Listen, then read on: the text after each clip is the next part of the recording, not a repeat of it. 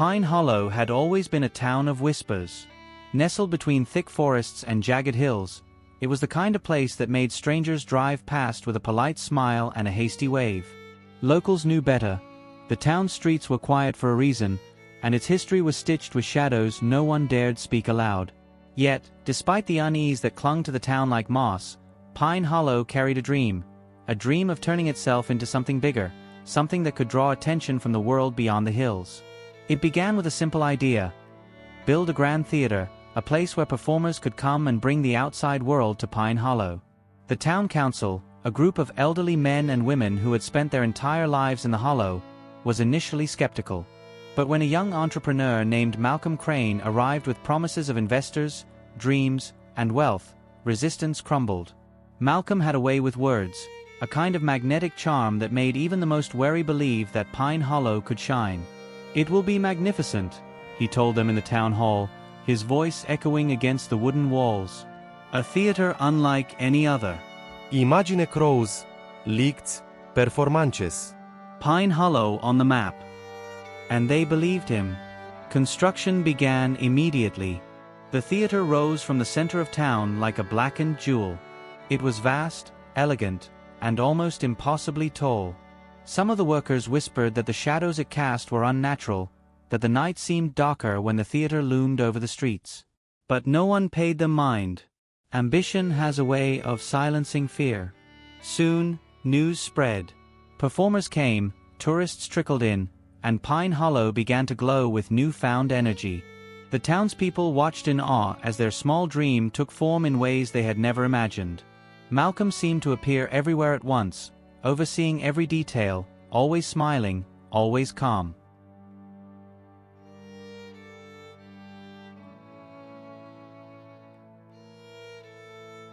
But it was not the dream that had consumed Malcolm, it was something else.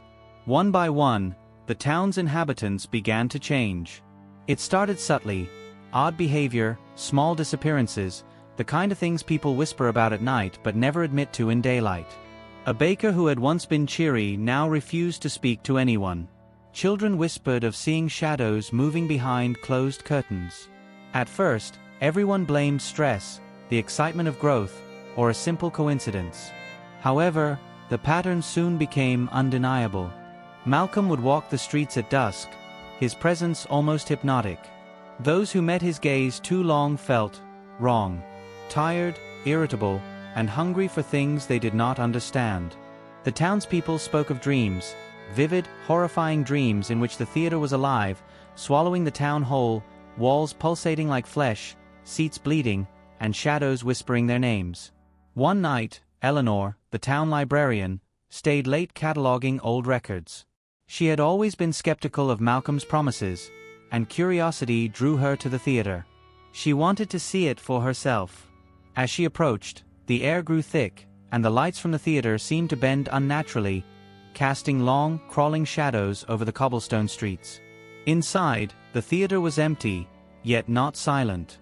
A low hum vibrated through the walls, a sound that seemed to crawl beneath her skin. Eleanor walked the grand hall, noting the opulent chandeliers and polished marble floors. The seats were perfectly arranged, yet each one seemed too perfect, almost alive, like rows of waiting mouths. "Hello?" she called softly, her voice swallowed by the vastness. Then she saw him, Malcolm Crane, standing on the stage, perfectly still, yet his presence filled the room. His eyes glimmered in the dim light. "You shouldn't be here," he said, his voice a melody and a threat all at once. I wanted to see," Eleanor stammered, but the words felt fragile, meaningless. Malcolm smiled, and the walls seemed to lean closer.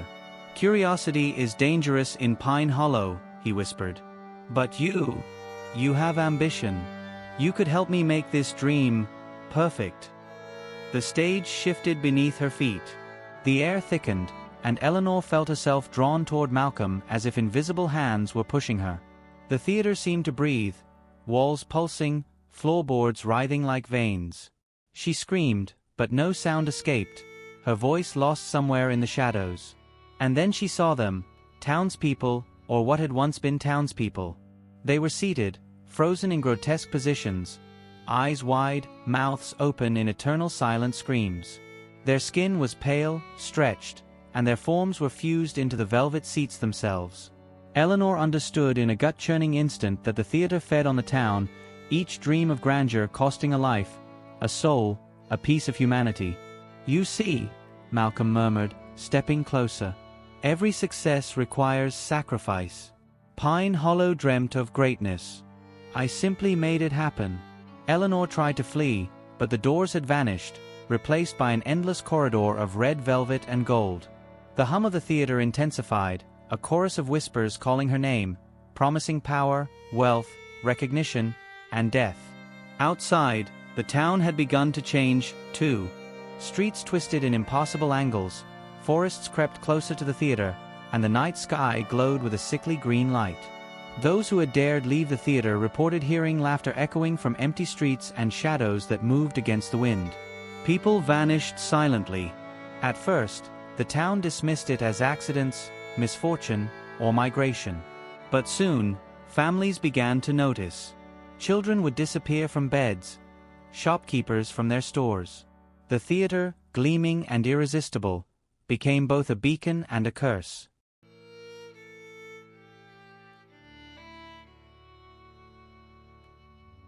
A group of townspeople, led by Eleanor's brother Thomas, attempted to confront Malcolm. Armed with whatever they could find, axes, torches, and prayers, they stormed the theater one night, hoping to destroy it. But the moment they stepped inside, reality seemed to distort. Corridors looped endlessly, chandeliers descended like spiked pendulums, and walls whispered threats. One by one, the brave group succumbed to the theater's will. Some vanished, some were found days later fused into walls or seats, their faces twisted in terror. Thomas found Eleanor at last, trapped on the stage, her body unnaturally still, eyes wide in silent horror. Malcolm stood behind her, smiling. "You wanted success for your town," he said softly. "You achieved it. Every soul here is a testament to ambition. Pine Hollow is famous now. Don't you see? You dreamed, and I delivered." Thomas tried to pull her free, but the theater resisted, the floor rising like hands, walls tightening like a grip. With a scream, he was pulled in, disappearing into the folds of the building, leaving Eleanor trapped, watching as the theater consumed everything she had loved. Years passed. Pine Hollow became a place of legend, though no one living could explain why it was avoided. Tourists who arrived often never returned. News articles spoke of a mysterious theater in the hills, drawing crowds with promises of spectacle, but the details were always vague. Malcolm Crane was never seen outside the theater. Some claimed he had become a part of it, the embodiment of its hunger. Inside, Eleanor existed in a kind of living nightmare. She could move but not escape, hear the whispers of townspeople trapped like her, and watch as the theater grew hungrier, ever expanding, reaching for dreams beyond the hills. She tried to scream, to fight, to warn the outside world, but the walls absorbed her voice. She was a prisoner of ambition, a cautionary tale in the flesh. The town's dream had become a success. Pine Hollow was famous, its theater renowned across continents. But it was a success built on horror, on consumption, on lives twisted into artifice. And for those who understood the truth, it was a warning.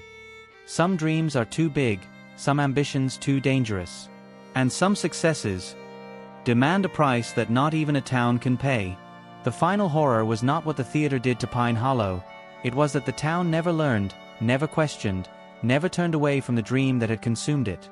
Visitors continued to arrive, eyes wide with wonder, stepping willingly into the maw of ambition. And somewhere, in the shadows behind the curtains, Malcolm Crane smiled, waiting for the next dreamer to arrive.